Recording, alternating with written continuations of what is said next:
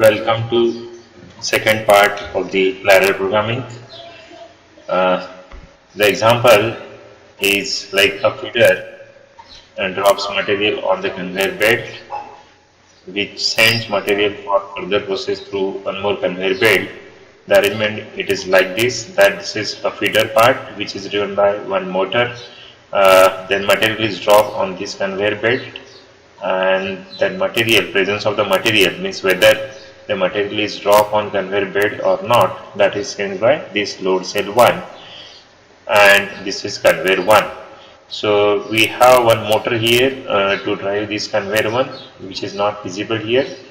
And similarly load cell 2 for sensing the presence of the load on conveyor belt 2. One more motor will be there to drive this conveyor belt 2.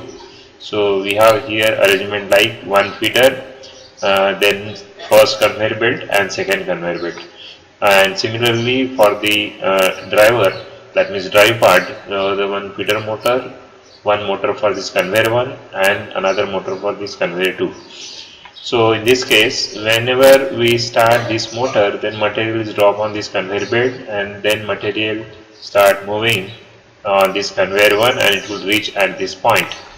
Then at that same instant, this conveyor belt 2 should start automatically, and this operation should be done in a scientific way.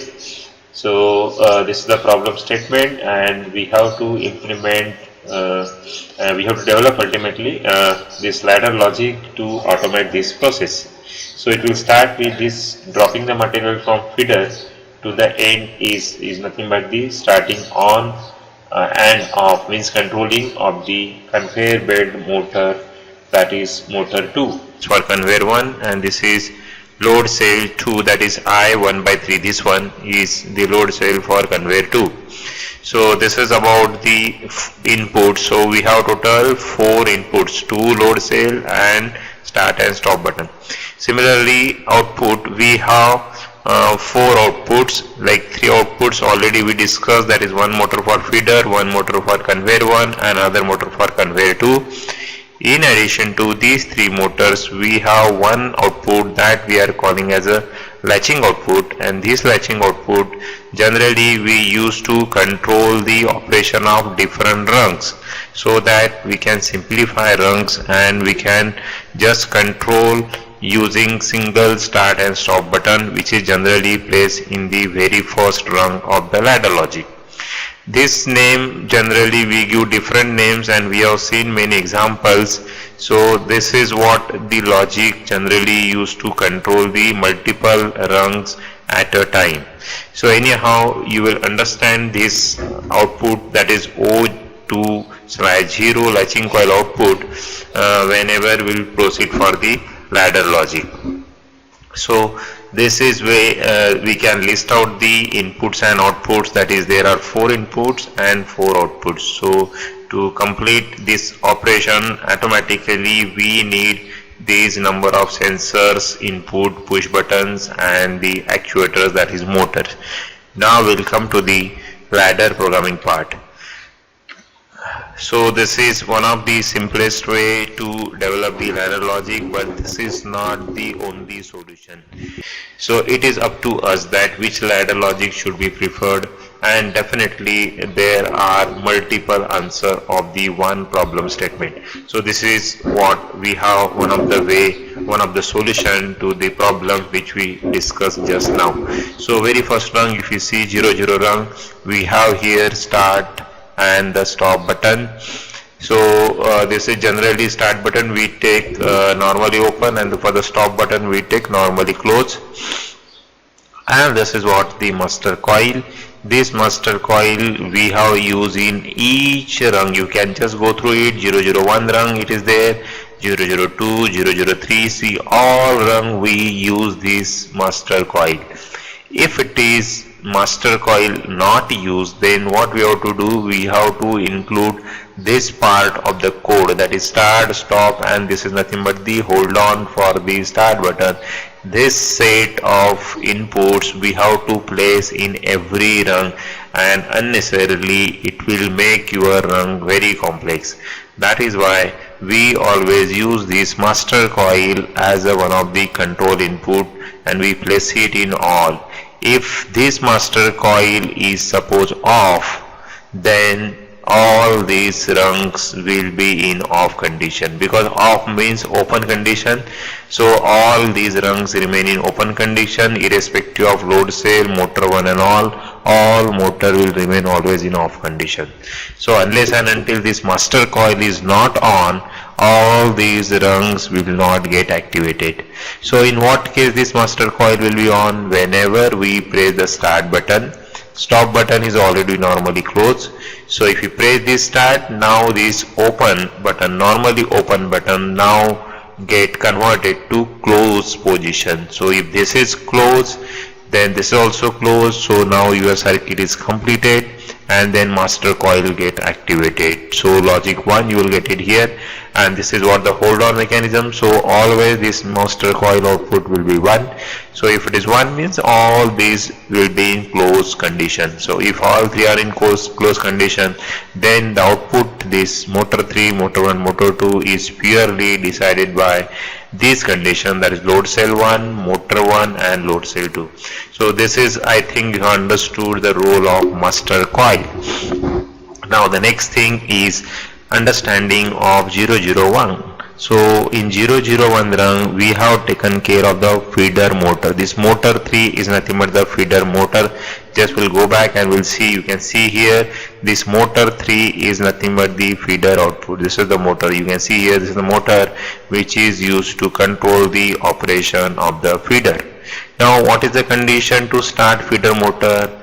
Simple condition is whenever the start button is pressed, then this feeder motor should be turned on irrespective of the load cell condition and conveyor, because these are not the conditions for feeder. Feeder motor should be immediately turned on pressing the start button.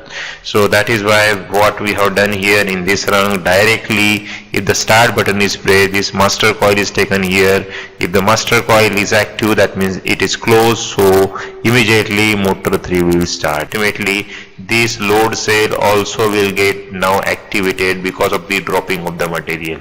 So if the material is dropped on the conveyor belt, so load cell will get some input, and now we have to start this conveyor. So what is the condition for this conveyor? Condition to start this conveyor is like load cell should sense the material. This is the one way. Another way, somebody may go for two conditions. First is the motor is on, feeder motor is on, and the load cell has produced output 1. Means both the condition can be considered, and then you can start conveyor 1. So it is up to us that how we can take it. So anyhow, you can see here in the motor 1 we have taken the output of load cell 1 only. Initially when the material is not available, means material is not dropped on the conveyor, in that case load cell is in open condition because it is in normal open condition. So whenever material is dropped on the load cell, now the load cell will give output 1. So now this master coil is already closed, and now this load cell 1 also get closed. So because of the closing position, this is also closed, this is also closed. So because of that, what we can do, that means what will happen, that is motor 1 will turn on. So if the motor 1 is turned on, then what will happen? If the motor 1 is turned on, that means conveyor 1 is started. So material is dropped from feeder, available on conveyor 1. Now conveyor 1 is moving, so now material will be dropped on conveyor 2. So now load cell 2 should sense it that material is dropped on conveyor 2. Now conveyor 2 should turn on. So again there are two things that we can control this motor, conveyor 2 motor, conveyor belt 2 motor, on the basis of load cell 2. One way. Second way, you can consider two condition, like one, this conveyor 1 is on, load cell 2 has produced output 1, and also you can take this motor into consideration, that is feeder motor is also on, or load cell 1 is also high. Load cell 1 is high, motor is high, conveyor belt is high, is on. So like that you can put multiple condition. But anyhow, if you just check a single condition, that is load cell 2 output, if it is high, that indicates the material is drop here. If the material is drop here, that means definitely this conveyor is on. If this conveyor is on, that means definitely load cell output is high. Load cell output is high means continuously material is dropping on the conveyor, and the material is dropping on the conveyor means definitely feeder motor is also on. So like that you can link the various operations, and on that basis you can take the decision and you can develop the ladder logic. So now here for the motor 2, what we have done, instead of checking two conditions in series, what we have placed, we have checked either or condition.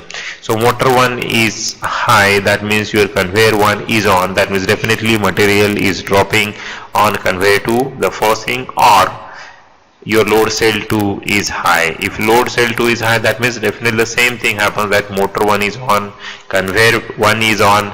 So like that you can put the condition. So here if any one condition is true, then this is already closed. If any one condition is true, then either this load cell 2 may be in closed condition, or this motor 1 may be in closed condition, or both may be in on condition, that is closed condition, closed condition. So now this is closed, this is also closed, or this is closed, or both are closed. So now motor 2 will also turn on. So like that we can just develop the ladder logic to control the operation of this conveyor belt, and cyclic way it can be done continuously without any interruption. So this is the way to develop ladder logic for the example like this conveyor belt.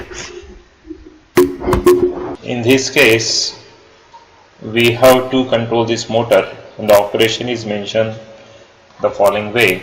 Like motor starts when push button is pressed, that means there is one start button. It stops when stop button is pressed, so another button is stop button, it is shown in red color. If jog key is pressed, then motor runs for the duration of jog key press. So this is a very simple problem statement in which there are three inputs. One is start, another is stop, and the third is jog key. So out of these three we have already used these two buttons, start and stop, but first time we heard about this jog button. So I will talk about the jog button in brief. So jog button is nothing but the button which is similar to the push button, but in jog button what happens, the duration of whenever you handle or when you press the jog button, during that period only the remain, that means corresponding load remain in on condition. As you release it, then it go to automatically off state. That is nothing but the same as the push button. This is just like the simple way, if you want to understand, it is like a pulse button which is available in mixer grinder, which is used in our kitchen. So it's a very simple problem statement. So now we'll go to the ladder logic of this. It's a very simple ladder logic. This you can say this is the start button, this is the stop button, and this is the B3:3/0. So this is nothing but the binary output. So this is the output. This kind of output already we have seen in the previous so many examples. This is the way to control the multiple rung. You can see here B3:3/0 is connected here this way, so you can use it at the multiple runs. Now the next thing is this I1/2. So this is nothing but the jog key. This jog key is connected here, and this is our actual output O:2/0. So this is the output. So now here the output should turn on by two operations. One is because of the start operation, and another is because of the jog button. So this is what mentioned in the problem statement. If the start button is pressed, then motor should start, and if stop is pressed, then it should stop. So this is the first case. Second case, if jog key is pressed, then motor runs for the duration of jog key press. So that is why to turn on the motor there are two conditions. First condition, either the start button is pressed or the jog key is pressed. Stop button, of course, it is used to stop the operation of the motor. So we'll just come to the ladder part. You can see here. So this is the jog button. If you press this jog button, means definitely your start button is not pressed here, because start and stop we consider in one group and jog in another group. So jog key is as we consider the separate one. So either jog key is pressed or start button is pressed. So this B3 is corresponding to the start button, and this I1 by 2 is nothing but the this corresponding to the jog key. So if jog key is pressed, there is no hold on. You can see here there is no hold on provided. So I1 by 2, if we consider the jog key, then corresponding load, that is O colon 2/0, turns on. And second condition, suppose the jog key is not pressed, then B3 colon 3/0, which is activated by your start button. Of course, stop button is also connected in series, so that is also connected in parallel, so that your load can be controlled either using this B3 colon 3/0 or by this I1 by 2. So this is a very simple ladder logic in which we have only two rungs, and of course the third rung always in every ladder logic will have one end rung. Okay, so that is by default. So you can see here this is the output, that is O2/0. This is the output, yellow color output is showing here, and this is nothing but the I1 by 2. This is I1 by 2. So if you press it, your load will turn on. If you release it, it will turn off. So this is about the jog key. I hope that you understood this jog key. Now the next example is automation of the main gate. Assume that this is the arrangement of our college gate and we want to automate this main gate. So what are the inputs and outputs available for this arrangement, that we have to understand first of all. So you can see here this is the main gate, and in main gate we are having two sensor. One sensor is entry sensor and second sensor is considered as the exit sensor. Hope that this gate is having the unidirectional entry only. Means unidirectional entry means only vehicle can enter through this gate, not exit. Okay, so we have considered this case just to simplify the ladder logic. Once you understand this logic, then of course you can go for bidirectional also. Then in bidirectional we have to put one more entry and exit sensor here, and similarly here entry and exit sensor, and we have to do necessary changes in the ladder logic. But anyhow, first we'll start with the simple logic considering unidirectional entry, and then of course we can develop the ladder logic for the bidirectional traffic also. So here we have one entry sensor and one exit sensor. This is actually your main gate. We have put two limit switches, one limit switch here, another limit switch here, and this is what the gate, and then gate will be having so many, like it will be driven by the motor. So motor will drive this gate, and then gate will be having this limit switch to control the extreme edges, extreme operations of the opening and the closing of the gate. So anyhow we'll see the list also, but anyhow right now we have to use two limit switches, that is clear. One entry sensor, one exit sensor, and two limit switches. In addition to that, we have one push button, that is start push button, and emergency stop button. Similarly, we have two indicators here, gate close and gate open. So these two are nothing but the output. These two are input. This entry sensor, exit sensor are also input, and limit 1 and limit 2 are also input. So we have 1, 2, 3, 4, 5, 6 inputs, and we have two indicators on the output side, and also motor that is not shown here. So we'll have one motor forward move and motor reverse move. Means there are four outputs. Out of four outputs, two are the actual output and two are the control signals. So this is the arrangement generally used in automating the entry gate. Now we'll go to the ladder logic, and we will try to understand this ladder logic very easily. So you can see here interlocking part later on we'll consider. Right now you don't consider this interlocking part. So we'll start with the start and stop. So you can see here start button and the stop button. So here if you press the start and stop button here, now in this example there is no hold on provided. I cross start button, that means here the toggle button is considered as a start button. So that is why it is clearly written here start toggle. If we are using toggle button, then that hold on need not to be connected across the start button. So clearly I have mentioned here in the ladder, if you are not using toggle button, if you are using push button, definitely you put one hold on here, otherwise your ladder logic will not work, your system will not work. So toggle button is placed, this is start and stop button is placed. So this is all about the on and off operation.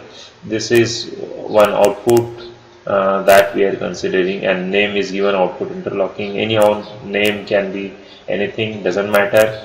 So we have to see that this is the arrangement for the motor which will move in forward direction, and this is the arrangement for the motor which will move in reverse direction. Forward move and reverse move, these are the two important rungs. Other rungs are, you can see, these are the only showing the status of the gate, whether the gate is open or gate is closed. So here output interlocking 2/0, it is showing the status of gate open, and then this O 2/1, it will show the status of gate closed. So gate open and gate closed, these two status signal are activated by these two outputs. Now important thing is we have to understand. Okay, this is what the start and stop, you can see here, this is also start and stop, this is start and stop, this is start and stop. Okay, these are nothing but this is the control, the output here we are considering just to show the status. Similarly this we are considering to show the status here, and so this status will be shown here and this status will be shown here correspondingly. So now the important thing is now interlocking. So interlocking, you can see here this O/1 interlocking is used here. Already we have seen what is the use of interlocking, why it should be used. So I will not go in detail of this. We can say interlocking is placed here.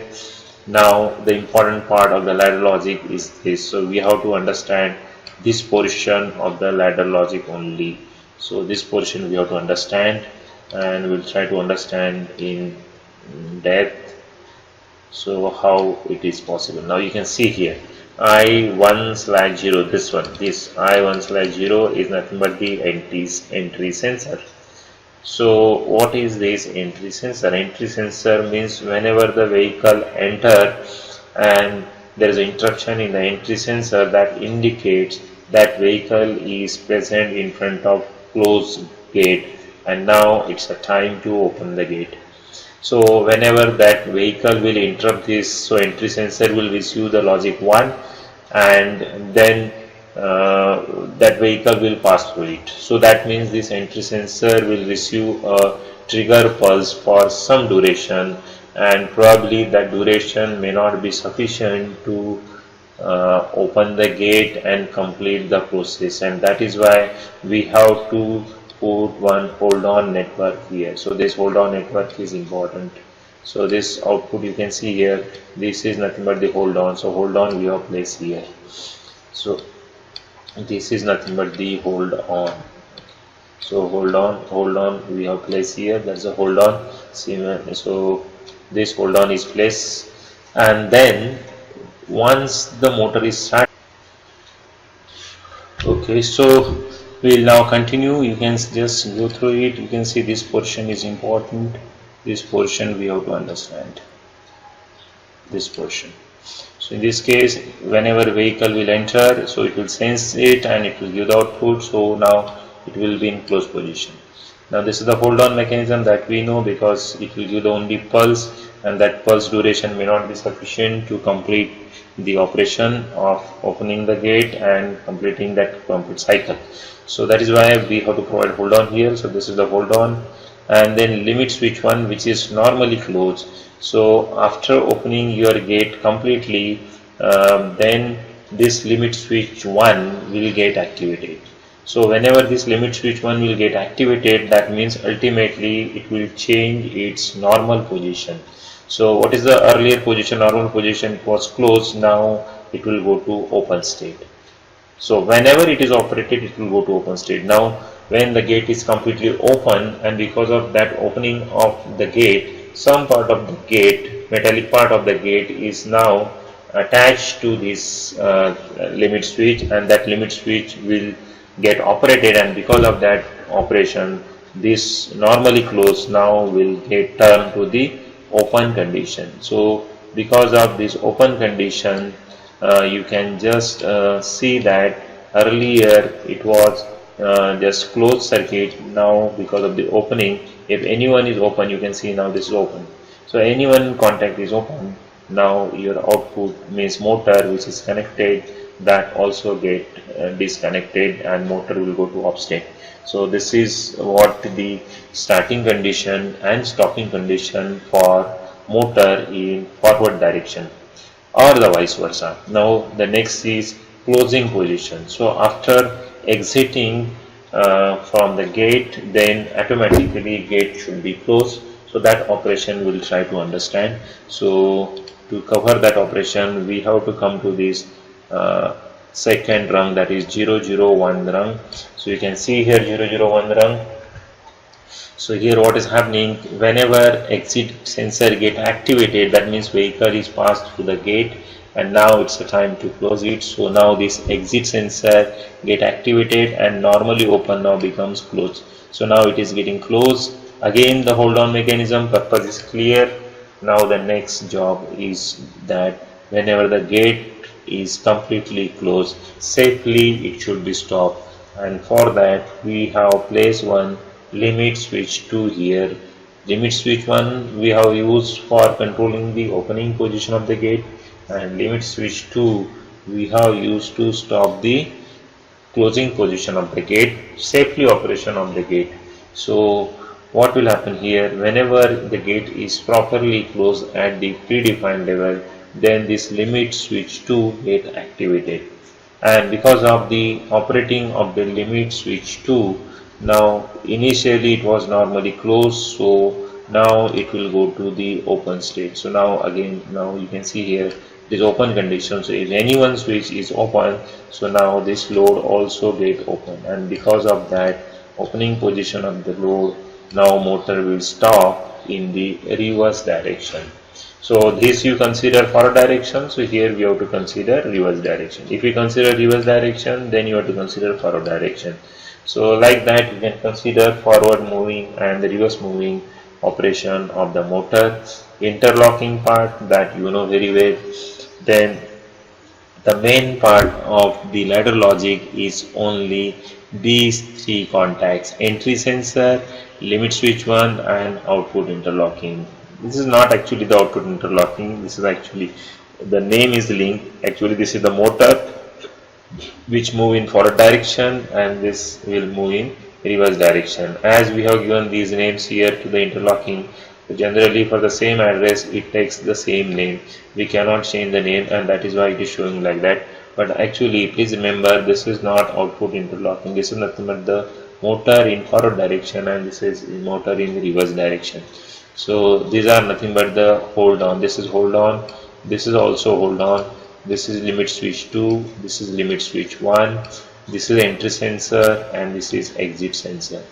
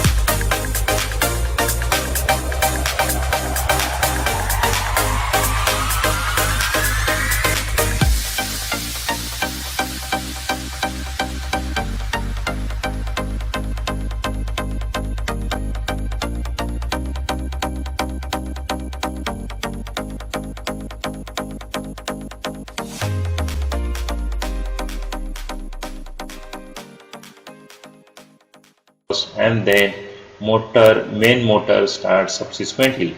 So that is why we have here two motors. One is main motor and another is oil pump motor.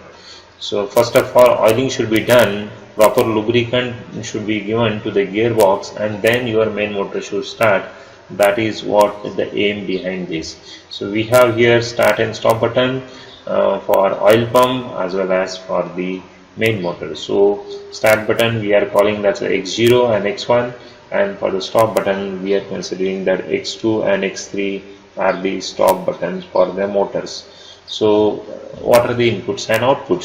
So start button for oil pump motor and start button for the main motor. Similarly, two stop buttons. So there are four inputs for this arrangement, and output we have two motors. So this is very simple arrangement, that is four inputs and two outputs. Now coming to the ladder logic part. So you can see here, this is what the start button, and this is the stop button, and this is the oil motor. So if you press the first of all start button, then your oil motor will start, and this is the hold on mechanism for the start button. So now oil motor is on. Next, start button for the main motor. If you play the start main motor, and then this is the stop main motor. Now in his run, only the important thing is oil motor. So this contact we have placed here, and that is connected in series. That means main motor will turn on only when the oil motor is on. So first of all, in advance, well in advance, we have to start oil motor, and then we have to start your main motor. But by mistake, suppose somebody try to start main motor first, then at any cost your main motor will not start, because we have placed one oil motor contact here. So this arrangement will prevent the malfunctioning of or the malpractice of starting main motor rather than starting oil motor. So the simplest example, but this is very useful in the industry because of the gearbox. It should be taken care properly, and that is why oil motor generally started first as compared to the main motor. So this is all about the exercise, the simple exercise related to lubricant. Now coming to the another example of the motor, that is controlling the single phase motor by pressing start and stop push button. Then motor should remain on state after the start push button is pressed, and should off when the stop push button is pressed. Checking if the motor is running normally by pressing test push button or not. So we have here three buttons: start, stop and test. So similar example already we have seen in previous case, that is jog button. So jog button is nothing but the some sort of test button here. So how many inputs are there? Three inputs, that is start, stop and error signal for motor to PLC, that we consider it as a test input, and one single motor. So just we'll go through it and then we'll see the ladder logic. So this is the start button, this is the stop button, and this is the hold on for the motor. And here you can see motor can be started by using the start and stop button, and also by the test button. So test button is provided here. So you can see it is connected in parallel actually. So if you press start button, your circuit will be closed through this, and if you press it is start button or stop button, again it will be like this. Now error signal is very important. So this error signal X3 is nothing but the signal which is produced from the motor. So motor will give this signal. If there is no error, so it always remain in the closed position.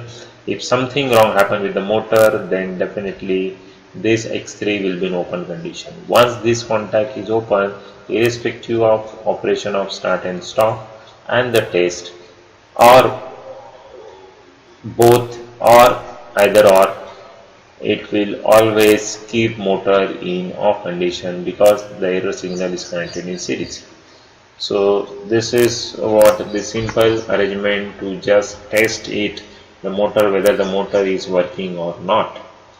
So anyhow here that test button is provided, but this error signal is not listed here. So you can just understand here x3 should be there, and that x3 will take care of the error signal. So error signal is very important, and that x3 signal, it should be considered, uh, that is the uh, error signal. So we can just continue this. So this is another example similar to the previous one. So just you can go through it and you can practice it. So we'll just quickly go through it. This example you can just test. This is start and then motor and then test and then test field button, and we have here Y0 motor and we have here M0, that is 1030 bit. Okay. So it can be done by multiple